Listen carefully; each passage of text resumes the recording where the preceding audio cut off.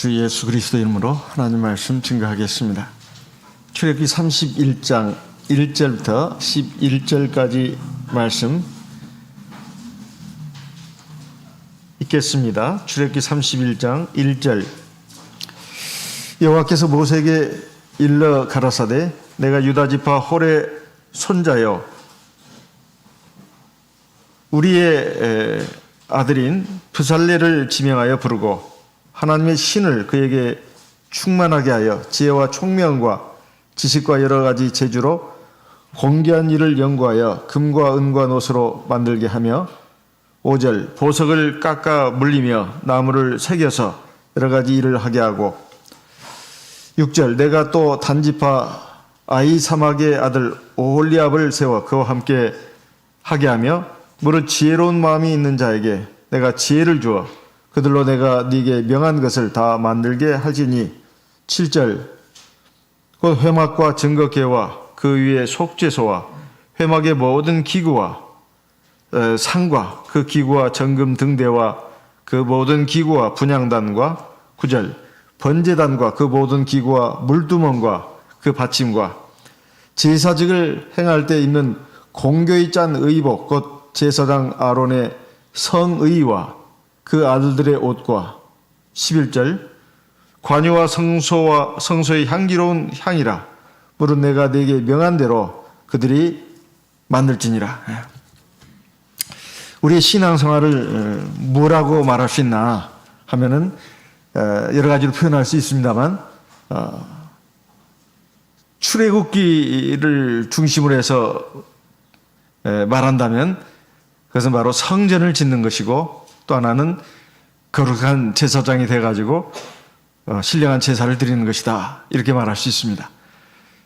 하나님께서 이스라엘 백성들을 애굽에서 불러내서 이제 시내산에서 십계명과 율법을 주시면서 지시하신 내용이 바로 성막을 지으라는 것입니다. 이건 이동식 성전입니다.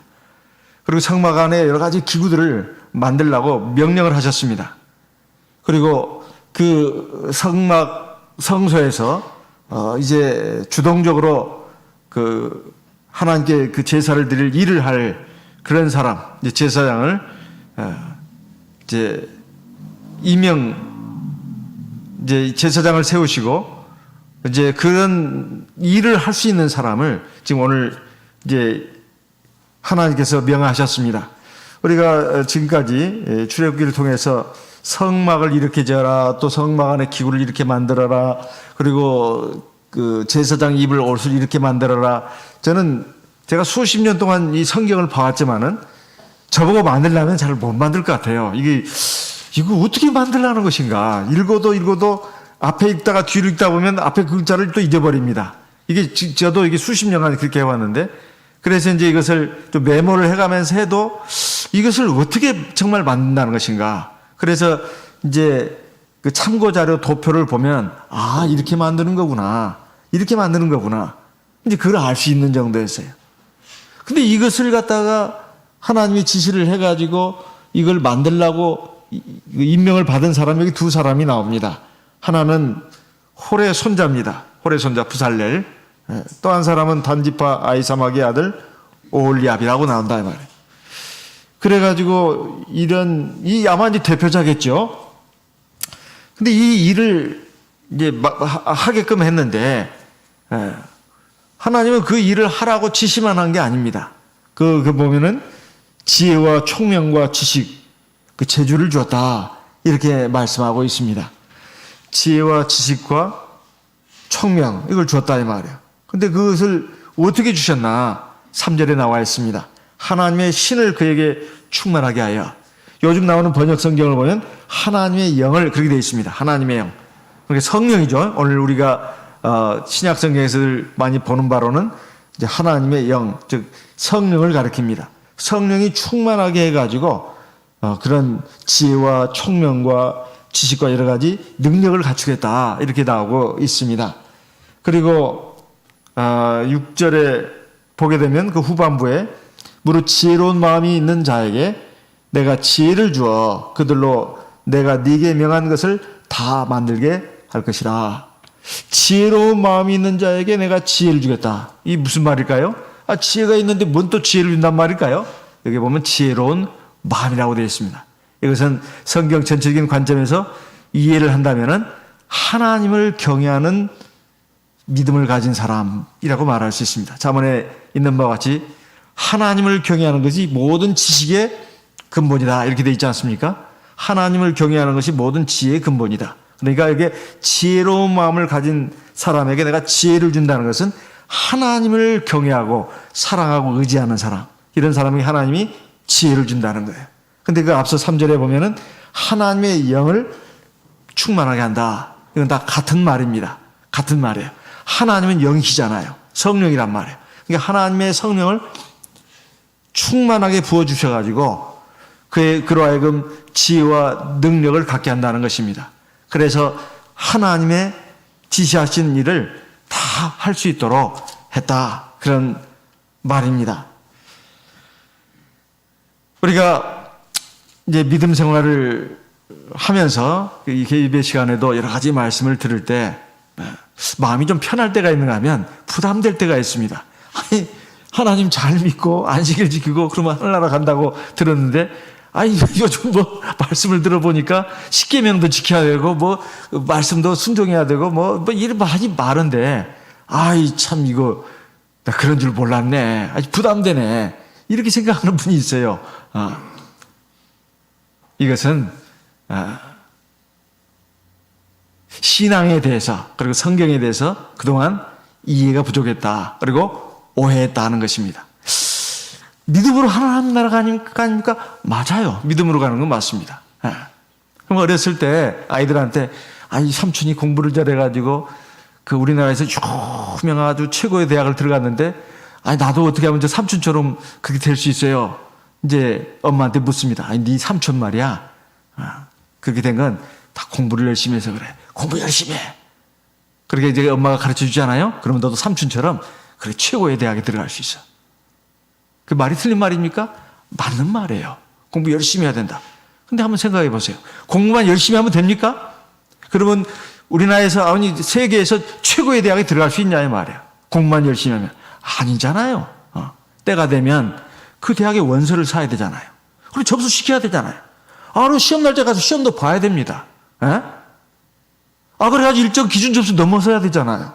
그래가지고 대학에 들어가면 그거 됩니까? 그거 끝났냐 이 말이에요. 아니죠. 4년 동안 이제 교수님들로부터 수업을 받아야 합니다. 그리고 중간시험, 기말시험도 쳐야 돼요. 근데 그것이 어려운 과정이냐? 어려운 과정은 아니에요. 공부를 열심히 하면 원서 사가지고 시험 보고 그 다음에 수업 들으면 되는 것입니다. 그런데 문제가 있어요. 들어와 보니까 생각만큼 재미가 없어요. 대학이. 아무리 좋은 대학이라고 하지만은 나는 이 대학 다니고 싶지 않아. 나는 그냥 차라리 딴 일을 할 거야. 돈이 나와버립니다. 그러면 그 대학 졸업한 것이 아닙니다. 그리고 농땡이를 핀단 말이에요. 그냥 따라가면 되는데 남들 하는 것처럼 그냥 가면 되는 건데 공부가 싫어요. 수업 시간에 많이 빠집니다. 그리고 교수님 선생님 말씀은 안 들어요. 공부도 엉망진창으로 합니다. 낙제가 나와요. 되겠습니까? 안 되죠. 그런데 그런 경우는 아주 특별한 경우입니다. 그냥 무난히 따라가면 되는 거예요. 따라가면 선생님이 지시하시는 대로. 그러면 졸업도 하고 빛나는 졸업장을 손에 쥐게 된다 이 말이에요. 청도 그와 같습니다. 믿음으로 가는 거죠. 맞아요. 근데 믿기만 하면 되냐 이 말이에요. 당연히 세례도 받고 성령도 받아야 합니다. 그리고 하나님 말씀을 듣고 배워야 되잖아요. 근데 그 과정이 그게 필요 없다 이렇게 말하는 사람은 또 없단 말이에요. 있어야 되잖아요. 그게 믿음을 지키기 위해서 있는 것입니까? 꼭? 내가 학생 신분을 유지하기 위해서 내가 그냥 할 수 없이 학교 다니고 수업 듣고 시험 보고 그러냐 이 말이에요. 학생 신분을 유지하기 위해서. 그 말이 진짜 얼토당토하는 말입니다. 겨우 학생 신분 하나 유지하려고 그러냐 이 말이에요. 믿음 지키려고.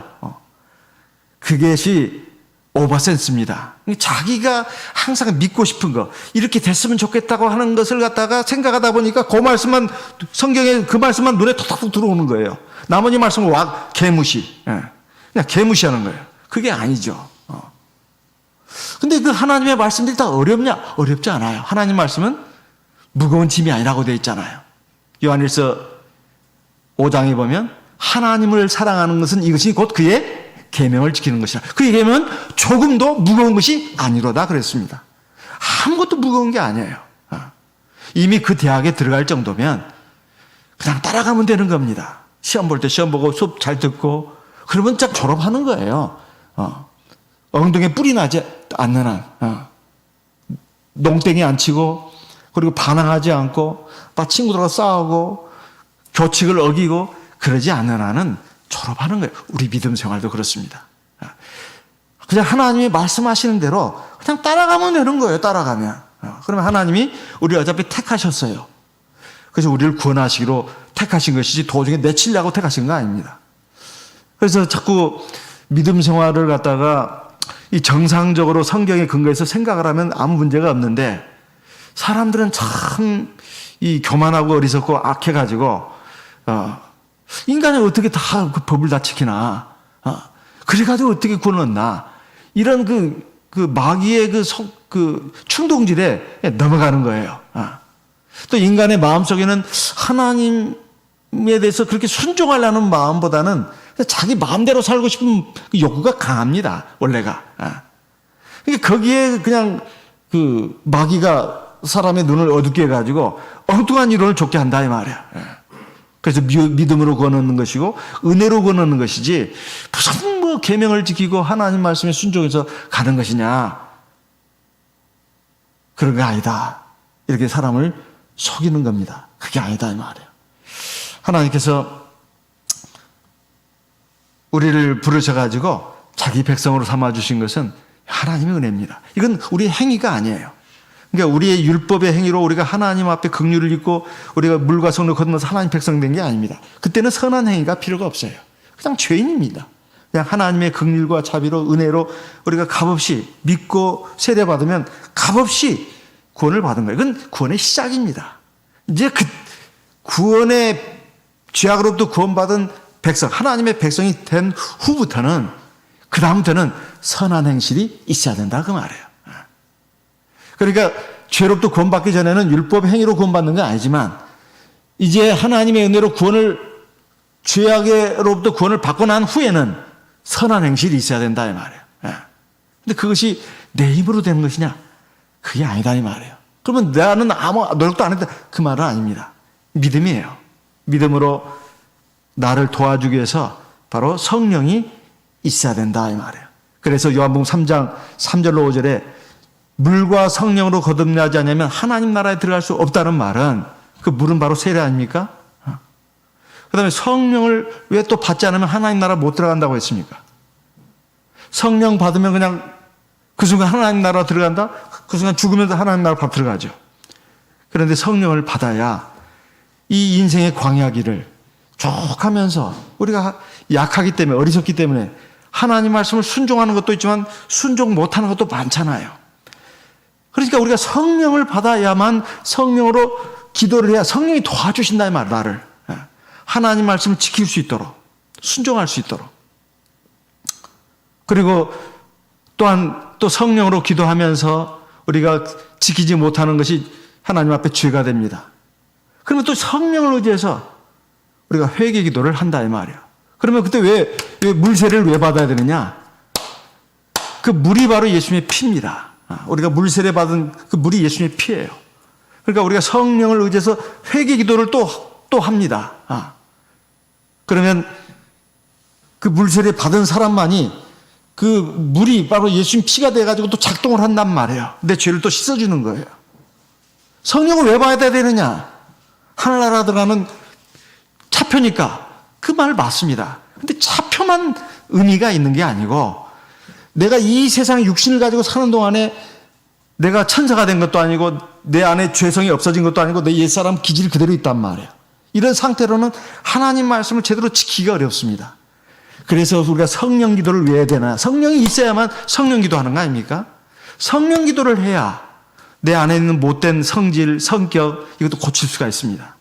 하나님 말씀을 아무리 들어도 참 그 말씀이 옳다는 건 내가 머릿속으로 인정하지만 쉽게 안 바뀌어요, 사람이. 그러니까 성령 기도를 해야 성령이 내 마음과 생각과 의지 이걸 붙들어주고 그래서 하나님 말씀에 순종하게끔 이끌어줍니다. 그래서 성령을 받아야 되는 거예요. 그래서 물과 성령으로 거듭나지 않는 사람은 하늘나라 못 간다는 말은 물 세례도 받아야 내가 세상 살아가면서 짓는 많은 죄도 회개 기도해가지고 용서받는 거 아닙니까? 씻어지는 거 아니에요? 또 하나 성령을 받아야만 내가 이 세상에서 살면서 내 육신의 정욕도 이길 수 있고 마귀의 시험도 이길 수 있고 세상의 고난도 이길 수 있고 중요한 거 하나님 말씀에 순종할 수 있는 힘도 얻잖아요. 그래서 성령을 받아야 된다는 거예요. 그래서 물 세례 안 받고 성령 세례 안 받는 사람은 죽은 학교나 하나를 못 갑니다. 죽은 학교나 하나를 못 가요. 왜? 실제 죄 용서함을 못 받았으니까. 이미 하나님의 자녀로 거듭나지도 않았지만은 세례 받고 나서 그 전에 지은 죄뿐만 아니라 세례 받고 나서부터 하늘나라 갈 때까지 짓는 무수한 죄들이 있잖아요. 그 죄들을 용서를 받아야 되는데 어떻게 용서를 받냐 이 말이에요. 물이 있어야 합니다. 물. 예수님의 피. 그래서 물세를 그래서 받아야 되는 거예요. 성령을 왜 받아야 되느냐? 성령의 마음 안 바꿔도 갈 수 있는 거 아니야? 아닙니다. 우리 인간의 힘으로는 내 육체의 정욕, 내 옛사람의 기질 이거 이겨낼 수가 없어요. 그리고 하나님 말씀에 순종하는 것이 참 쉽지가 않습니다. 근데 성령으로 기도하면 하나님이 도와주셔요. 그래서 성령을 받아야 되는 겁니다. 성령의 도우심이 없이는 안 된다고 말해요. 오늘 말씀이 사실은 내내 그 말씀을 이렇게 표현한 것입니다. 일단 선택해서 부르시지 않았습니까? 저와 우리 성도님도 불렀어요. 옛날에 갈대아 우르에서 하나님의 아브라함을 불러가지고 자기 백성의 초상으로 세우셨잖아요. 그리고 그로부터 이삭이 나오고 야곱이 나오지 않았습니까? 이스라엘 백성들은 다 야곱의 후손이라고 합니다. 그들에 대해서 하나님 뭐라고 말씀하셨을까요? 이사야 43장 1절을 보겠습니다. 이사야 43장 1절입니다. 이사야 43장 1절 같이 읽어보겠습니다. 이사야 43장 1절 같이 읽겠습니다. 야곱아 너를 창조하신 여호와께서 이제 말씀하니라. 이스라엘아 너를 조성하신 자가 이제 말씀하시느니라. 너는 두려워 말라. 내가 너를 구속하였고 내가 너를 지명하여 불렀나니 너는 내 것이라. 이것은 지금 야곱에게만 한 말이 아니라 이스라엘 백성 전체에게 하는 말이에요. 그리고 오늘날 영적 이스라엘 백성들이 저 우리 모든 성도님들 향해서 하신 말씀입니다. 내가 너를 창조했다. 내가 너를 지었다. 내가 너를 구속했다. 값을 치르고 사냈다는 것입니다. 내가 너를 지명하여 불렀다 이거예요. 뭘로? 내 백성으로, 내 자녀로. 그래서 너는 내 것이다 이 말이에요. 그래서 보통 엄마가 그러잖아요. 야 이거 내 새끼 그러잖아요. 자기 새끼라는 거예요. 자기가 낳았으니까. 하나님도 마찬가지입니다. 우리를 낳았어요. 우리를 만들었습니다. 그리고 자기 피로 자기를 구속해냈어요. 이 세상에 모성애를 따를 수가 없잖아요. 목숨 걸고 나와서 그렇습니다. 자기가 막 목숨 걸고 나와서 그래요. 하나님도 마찬가지입니다. 내 자식이에요. 내 것입니다. 그래서 3절에 보면 대전하는 여호와 네 하나님이여 이스라엘의 거룩한 자요 네 구원자입니다. 5절 두려워 말라. 내가 너와 함께 하여 네 자손을 동방에서부터 오게 하며 서방에서부터 너를 모을 것이요.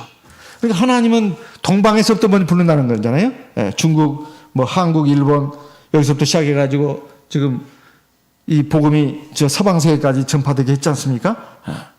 7절 무릇 내 이름으로 일컫는 자 곧 내가 내 영광을 위하여 창조한 자를 오게 하라. 그들을 내가 지었고 만들었느니라. 그러니 우리가 하나님이 자기 백성을 이렇게 만들어가지고 하나님의 일을 하게 했습니다. 하나님의 일을 하게 했어요. 그 하나님의 일이 뭐냐 이 말이에요. 하나님의 일이 바로 하나님의 성전을 건축하게 하는 겁니다. 그리고 하나님의 거룩한 제사장이 되는 거예요. 베드로전서 2장 5절 말씀을 읽어보겠습니다. 베드로전서 2장 5절입니다. 베드로전서 2장 5절. 베드로전서 2장 5절 같이 읽어보겠습니다. 베드로전서 2장 5절 같이 읽겠습니다. 너희도 산 돌같이 신령한 집으로 세워지고 예수 그리스도로 말미암아 하나님이 기쁘게 받으실 신령한 제사를 드릴 거룩한 제사장이 될지니. 두 가지를 말하고 있습니다. 너희는 신령한 집으로 세워져야 된다. 신령한 집이 뭐예요? 신령한 집이 하나님의 성전을 가리키는 거예요. 너희는 하나님의 성전으로 만들어져야 된다는 거예요. 이게 첫 번째 일이에요. 두 번째는 뭐예요? 하나님의 거룩한 제사장이다라는 거예요. 거기 보면 거룩한 제사장이 되는 이유를 말하고 있죠. 하나님 앞에 하나님이 기쁘게 받으실 뭐예요? 신령한 제사를 드릴 수 있는 그 말이에요. 하나님이 기뻐 받으실 신령한, 오늘날 말로 예배입니다. 하나님 기뻐하시는 예배를 드릴 수 있는 하나님의 거룩한 제사장이 되라. 이게 우리가 해야 될 일이다 이 말이에요. 요한복음 6장에 보면 우리가 어떻게 하나님의 일을 하겠습니까? 예수님의 제자들이 예수님한테 물었지 않습니까? 예수님이 뭐라고 했어요? 우리가 어떻게 하면 하나님 일을 하겠습니까? 그때 예수님 말씀했잖아요. 요한복음 6장 29절에 하나님을 믿는 것이 바로 하나님의 일이니라. 하나님을 믿는 것이 바로 하나님의 일이다. 그 하나님의 일, 하나님 믿는 것이 뭐냐 이 말이에요. 바로 하나님이 우리에게 하라고 하는 일을 하는 것, 즉 하나님의 일을 하는 겁니다. 하나님의 일이 뭡니까? 우리가 바로 하나님 앞에 구약의 이스라엘 백성들이 그랬던 것처럼 신령한 집, 성전을 만드는 거예요. 그것은 바로 이 교회 건물을 만들라는 그런 의미가 아닙니다. 우리 성도 각자가 하나님이 함께 하실 수 있는 성전이 되어야 된다는 말이에요. 성전이. 두 번째는 내가 또 하나님 앞에 신령한 제사를 드릴 수 있는 제사장이 되는 거예요. 그렇게 해가지고 이 세상 믿지 않는 사람들 다 하나님 잃어버린 사람 양들입니다. 이들에게 다 것을 믿고 있잖아요. 자기를 믿는다거나 조상을 믿는다거나 세상의 돈이나 권력 명예를 믿는다거나 쾌락을 믿는다거나 헛된 것들 믿잖아요. 우상을 믿고 있단 말이에요. 그들에게 우리가 바로 제사장이 되어야 된다는 뜻입니다. 그들을 올바른 길을 인도할 수 있는 제사장이 되어야 된다는 뜻이에요. 먼저는 내가 구원받기 위해서 제사장이 되어야 합니다. 이것이 바로 하나님의 일이다. 이런 말입니다. 그래서 이 말씀은 사실은 성경에 곳곳에 나오지만 대표적인 구절을 한두 군데 찾아본다면 에베소 2장에 있습니다. 에베소 2장 20절. 에베소서 2장 20절. 에베소서 2장 20절 제가 읽겠습니다. 너희는 사도들과 선자들의 터위에 세우심을 입은 자라. 그래서 예수께서 친히 모퉁이 돌이 되셨느니라. 21절 같이 읽습니다. 그의 안에서 건물마다 서로 연결하여 주 안에서 성전이 되어 가고. 그 다음 22절 너희도 성령 안에서 하나님이 거하실 처소가 되기 위하여 예수 안에서 함께 지어져 가느니라. 건물을 놓고 짓는다는 말 쓰잖아요. 하나님이 거하실 처소, 성전이 되기 위해서 너희들도 지금 성전으로 지어져 가고 있다. 이렇게 되어 있습니다. 성령 안에서. 성령이 여기서 나오잖아요. 유다서 1장 20절 말씀도 읽어보겠습니다. 유다서 1장 20절입니다. 유다서 1장 20절 같이 읽습니다. 유다서 1장 20절입니다. 사랑하는 자들아 너희는 너희의 지극히 거룩한 믿음 위에 자기를 건축하며 성령으로 기도하며. 지금 우리가 해야 될 일이 자기를 건축하는 것이다. 뭘 건축하는 거예요? 자기가 뭐 사람이 그 건물도 아닌데 성전으로 건축을 해나가야 된다 이 말이에요. 하나님이 거하실 수 있는. 이것이 바로 우리가 해야 될 하나님의 일이다. 이렇게 말씀하고 있습니다. 그러면 이것을 사람이 다 믿음으로 해야 된다. 이렇게 알고 있습니다. 그리고 하나님이 지시하시는 말씀이 있잖아요. 지시하신 대로, 그 진리의 말씀대로 하는 것입니다. 근데 그런다고 해서 우리가 참 하나님의 성전으로 이렇게 완벽하게 지어져 갈 수 있냐 이 말이에요. 지금 계속해서 예배 시간마다 나오고 있습니다. 물론 우리가 믿음으로 하는 건 맞습니다. 이게 아주 필수예요. 하나님을 경외하고 사랑하고 의지하는 마음, 또 하나님 말씀에 따르겠다는 그 마음, 이게 믿음입니다. 그렇지만 이것만 가지고 되냐 이 말이에요. 우리는 약하고 부족하다 이 말이에요. 그래서 성령이 도와주셔야 된다 이 말이에요. 예. 그래서 여기 보면 하나님이 그냥 내버려 두시지 않고, 여기 보면 여기에 그 뭡니까? 출애굽기 31장에 보면 그 대표적인 그 책임자 인물로 유다 지파 홀의 손자 우리의 아들인 브살렐이라고 되어 있습니다. 홀이 누구예요? 홀이? 예. 홀이 누굽니까? 출애굽기 17장에 10절 이하인가요? 거기에 보게 되면 이제 이스라엘 백성들이 출애굽해가지고 이제 처음 만난 대적이 아말렉 족속이잖아요. 그들과 싸워야 되는데 이 모세는 여호수아에게 말하는데 네가 나가 싸우고 나는 아론과 그 다음에 홀과 함께 산꼭대기에 올라가겠다. 그래서 모세가 하나님께 기도하잖아요. 근데 모세가 피곤하니까 출애굽기 17장 10절 이제 그 홀하고 아론이 같이 올라갔는데 12절에 보니까 모세가 팔이 피곤하니까 손이 내려온다 이 말이에요. 그러니까 이제 아말렉 족속과 싸우고 있는 이스라엘 백성들이 전쟁에 패합니다. 그 양쪽에서 있던 아론과 홀이 팔을 한쪽씩 붙들어 주잖아요. 그러니까 해가 지도록 이스라엘 백성들이 아말렉 족속을 물질렀습니다. 이 홀이 바로 유다 지파입니다. 그의 손자예요, 손자. 하나님을 경외하는 믿음이 이렇게 쭉 이어져 내려온 걸 알 수가 있지 않습니까? 그런데 그대로 일을 하게 하는 게 아니고 하나님의 신, 영을 갖다가 충만하게 한다. 사람이 아무리 마음이 좋고 착하고 그런다 해서 하나님 잘 믿는 거 아닙니다. 그건 또 별개더라고요. 제가 세상 친구들도 많이 사귀어보고 그러지만은 참 저 사람 참 착하고 사람도 점잖고 그래서 이렇게 이 말씀을 전해보면 잘 안 받아들입니다. 참 희한해요. 정말 하나님의 역사가 있어야 합니다.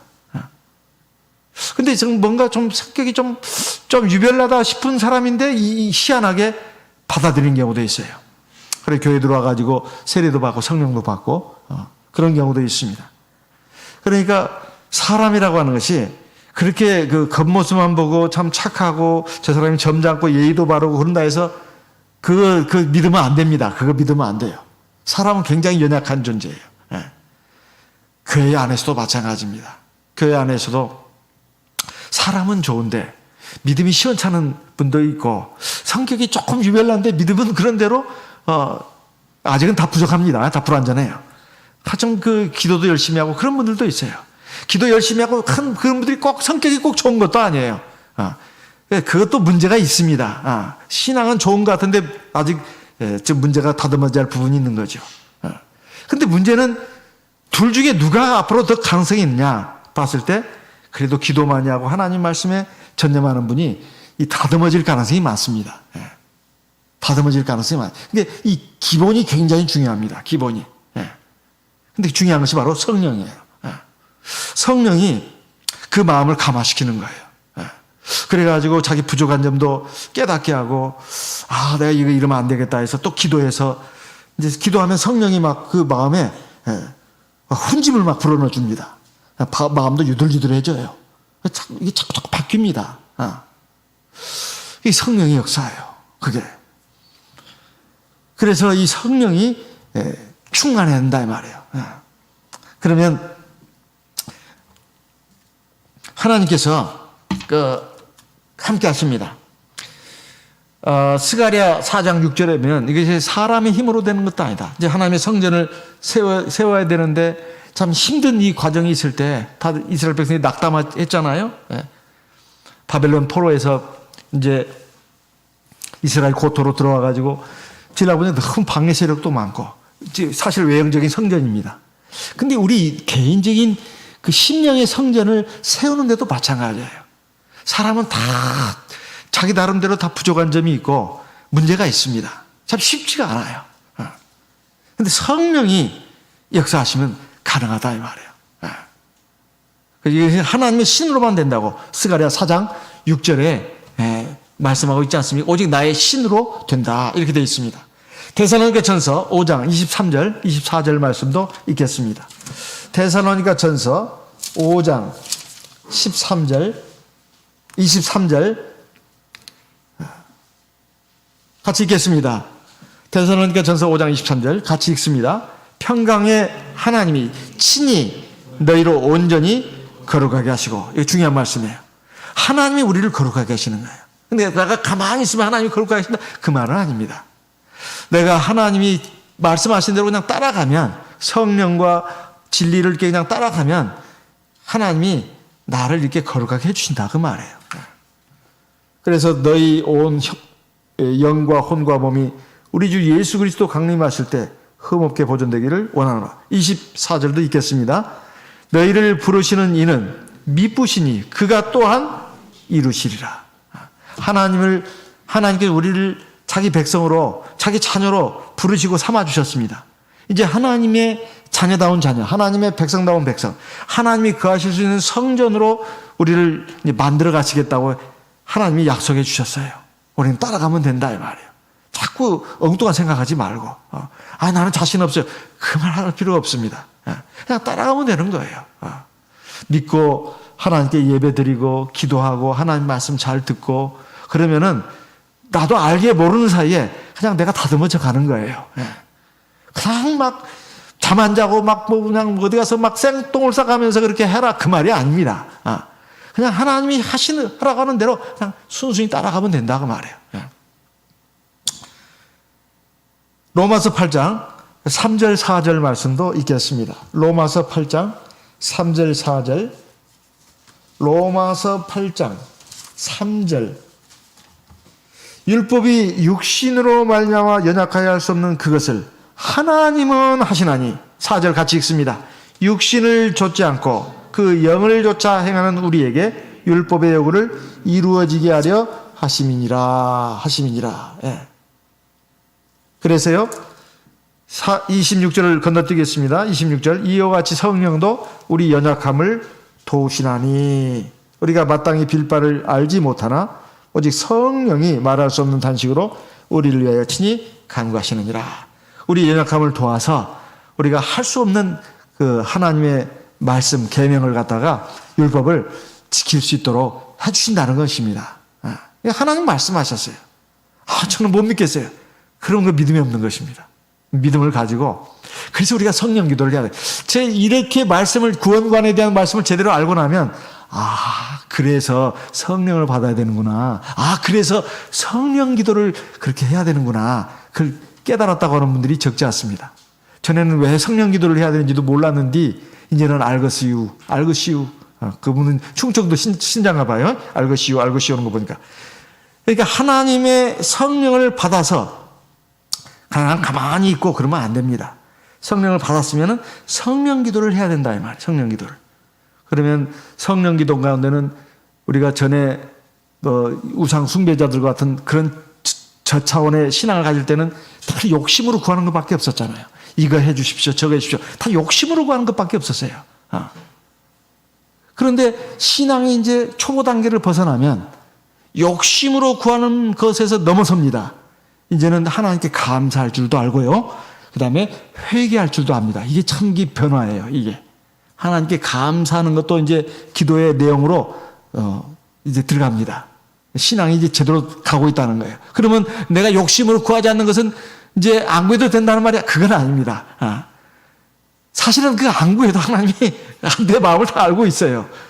내가 구하지도 않는데 주신단 말이에요. 두 번째, 회개 기도예요. 하나님의 말씀을 들으면서 보니까 거울에 비춰보니까 내가 너무 얼굴에 똥도 묻고 많이 묻었어. 이것을 놓고 회개 기도합니다. 하나님이 그러면 기뻐하십니다. 다 싹 닦아주셔요. 그리고 나에게 은총을 베푸십니다. 그리고 전에는 욕심으로 구하는 것들이 대부분이었는데 이제는 영적인 것을 많이 구한다, 이 말이에요. 그럼 하나님이 육적인 것을 안 주시냐? 아닙니다. 주신다, 이 말이에요. 육적인 것을 뒤에다 살짝 붙여요, 그냥. 하나님은 척하면 압니다. 들어주십니다. 이게 성숙한 신앙이에요. 그래서 하나님이 이 세상에서 우리가 천년만년 살지 않고 어차피 이 세상은 나그네 길이잖아요. 저 하나님 나라, 영원한 나라, 그 무궁무진한 것을 우리에게 다 주신다 그 말이에요. 이 세상에서 우리가 뭘 누린다 해봐야 그 콩고물 조금 먹는 것에 불과합니다. 그거 가지고 그냥 안달이 나가지고 울고 짜고 불고 이거 웃기는 일입니다. 어차피 나중에 병들어 죽게 돼 있는데 육신의 삶은 짧은데 그 콩고물 그거 가지고 그냥 그 안달하고 닥달하고 그 우스운 일입니다. 정말로 중요한 것을 우리가 추구해야 된다 이 말이에요. 그래서 이렇게 도와주시는 것이 바로 성령입니다. 성령. 그래서 성령이 이제 그걸 알면서도 우리가 잘 못한다고 말해요. 머릿속으로는 참 지식은 다 있어요. 지식은 어느 정도 있습니다. 없는 분들도 많지만. 근데 있어도 잘 따라가지는 못해요. 그래서 성령이 나를 도와주고. 그래서 성령 기도를 하는 것입니다. 성령 기도를 하다 보면 욕심으로 구하던 것들이 이제 자꾸 바뀝니다. 자꾸 바뀌어요. 이제는 자꾸 수준이 높아져 가요. 하나님 내가 이걸 참 원합니다만 처음에는 그 말을 잘 안 합니다. 옳은 줄 알면서도 안 한단 말이에요. 내 원대로 마옵시고 아버지 원대로. 이거 안 해요. 왜냐하면 그렇게 되다가 내가 손해볼까 그다 크게 그냥 망할 것 같아. 그래서 안 하는데 하다가 보면은 이제 그렇게 됩니다. 이제 처음에는 힘들게 해요. 내 원대로 마옵시고 아버지 원대로 되기를 원하나이다. 그렇지만 하나님 그렇게 하면 안 됩니다. 속으로는 또 그런 마음이 있어요. 그렇지만 이제 그렇게 된다 이 말이에요. 나중에 보니까 그게 맞아요. 하나님의 뜻대로 되는 게. 그래서 마음이 편안합니다. 편안해요. 근심걱정 그 물결이 늘 이렇게 요동을 치지만 이게 과정이지 결론이 아닙니다. 그걸 또 알아요. 결론은 그 저 뒤에 있다. 그리고 그것은 완벽한 결론이에요. 문제는 이 물결 치는 그 의심의 물결, 이 고통의 물결을 잘 항해할 갈 수 있도록 하나님께서 나에게 온전한 믿음을 주시고 지혜도 주시고 능력도 주시고 그리고 그 파도를 넘을 수 있도록 해주시고 그리고 평강의 바다로 인도해 주시는 거예요. 소원의 항구에 이르게 하시는 겁니다. 그래서 그것에 반드시 뭐가 있어야 하면 성령이 있어야 된다. 예수님의 제자들도 3년여 동안 주님을 따라가며 주님의 말씀을 막 열심히 배웠잖아요. 그 훈련 받았잖아요. 그런데 이 오합지졸이었어요. 예수님이 십자가에 달린다고 해서 전부 다, 몇 사람 빼고는 전부 다 달아나 버렸잖아요. 정말로 이 제자들이 되기에는 말도 안 되는 형편없는 사람들이었습니다. 그런데 오순절날 성령을 충만히 받고 나서부터 달라졌잖아요. 달라진 것은 다른 게 아닙니다. 성령을 충만하게 받고 나서부터 달라진 거예요. 오늘 우리도 마찬가지입니다. 우리가 성령을 받았다 하지만은 여기 보니까 하나님의 영이 충만해질 때 하나님의 지혜와 능력이 막 나타나는 거예요. 그래서 우리가 정말로 구해야 할 것은 성령의 충만함을 구해야 합니다. 근데 성령의 충만함이라는 게 대체 그 어느 정도 수준까지 가야 되냐? 아직도 나는 멀었네. 그렇게 생각할 게 아닙니다. 그저 그것이 부분적으로 일시적으로 성령이 충만할 수도 있습니다. 그렇지만은 우리가 하나님 앞에 빈 마음으로 가난한 심령으로 성령을 의지해서 기도하게 되면 내 어떤 그 짧은 생각 그리고 어리석은 지혜 이런 것들이 자꾸 이제 밑으로 땅속으로 꺼져가고 하나님의 말씀, 하나님의 뜻 그러면서 그 성령의 능력, 지혜가 내 마음에 이렇게 차오르는 것을 느낄 수가 있습니다.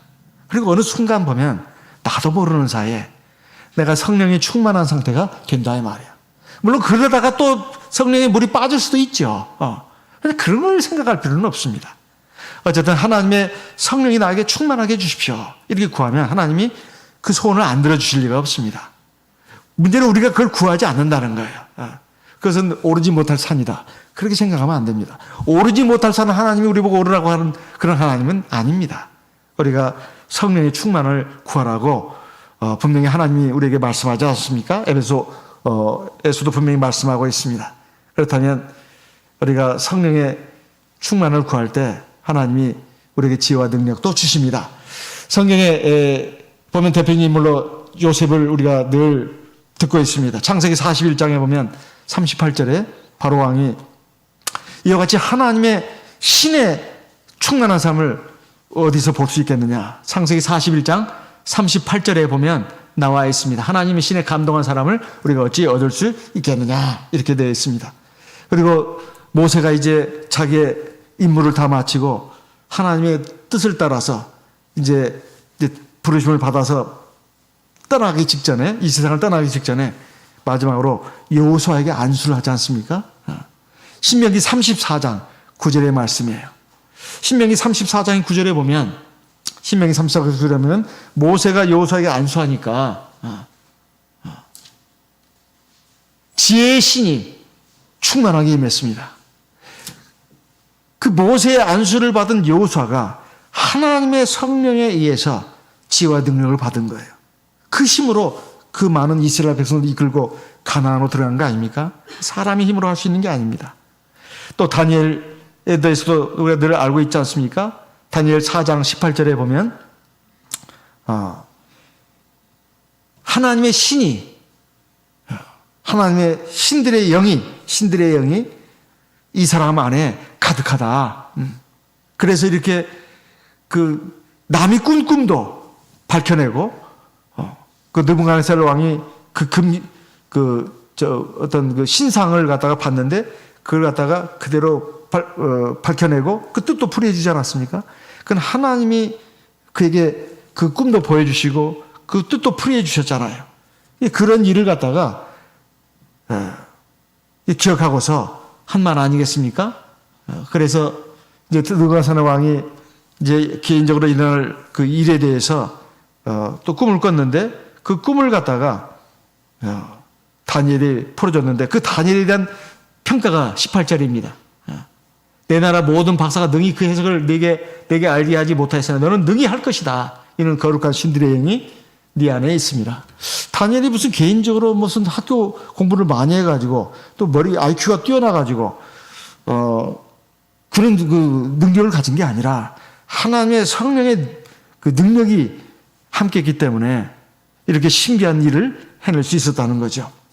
그래서 비결은 뭐나 바로 다니엘이 하루에 3번씩 하나님께 기도한 것입니다.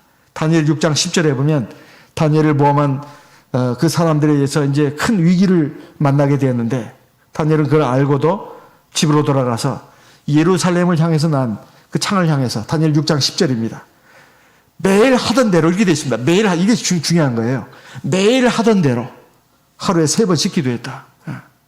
이게 참 중요한 것입니다. 쉬지 말고 기도라고 해서 이거 참 오해를 하면 안 됩니다. 일도 하지 않고 공부도 하지 말고 밥도 먹고 잠도 하지 말고 쉬지 말고 기도하라. 그 말이 아닙니다. 제가 생활하면서 보니까 이 말이 무슨 말인지 그를 알겠습니다. 아침 저녁으로 기도를 합니다. 근데 어쩔 때는 중간에 기도할 때도 저도 있습니다. 근데 보통 제가 빼놓지 말아야 될 기도는 꼭 아침 저녁 기도예요. 성경에 있는 바와 같이.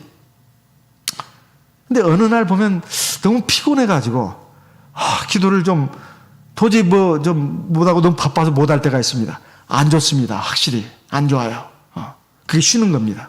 근데 그것을 이제 몇 번 경험하다 보니까 이게 아니구나. 내가 마음이 너무 힘이 들고 육신적으로 너무 고단하고 힘들어가지고 그러더라도 이걸 참고 기도해야 된다. 그래서 기도를 하지 않습니까? 달라져요. 그 피곤함도 사라지고 마음에 그 어떤 그 무거운 짐도 없어지고 마음이 평안해집니다.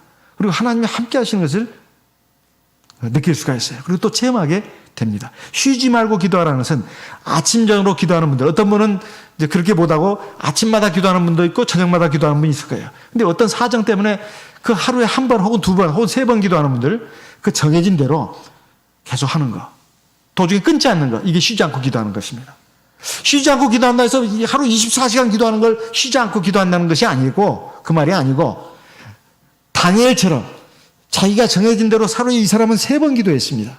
그러면 어떤 일이 있더라도 내가 하나님과 내가 약속을 하고 내 개인적으로 규칙을 세운 거예요. 그러면 하는 것입니다. 그러면 그게 쉬지 않고 기도하는 것입니다. 그럴 때 하나님이 함께 하십니다. 지혜와 능력을 주시는 거예요. 보통 때는 그걸 잘 몰라요. 그런데 어떤 위기 상황이 오면 그걸 체험하게 됩니다. 이렇게 정해진 자기 하나님 앞에 정해진 규례대로 빠짐없이 기도하는 분들은 어떤 위기 상황이거나 어떤 급박한 일이 있을 때 하나님이 함께하는 것을 자기가 체험할 수가 있어요. 그게 쉬지 않고 기도하는 것입니다. 바로 하나님의 지혜와 능력이라고 하는 것은 어느 날 갑자기 하늘에 툭 떨어지는 게 아닙니다. 성령의 충만함이라고 하는 것도 어느 날 갑자기 막 생기는 게 아니에요.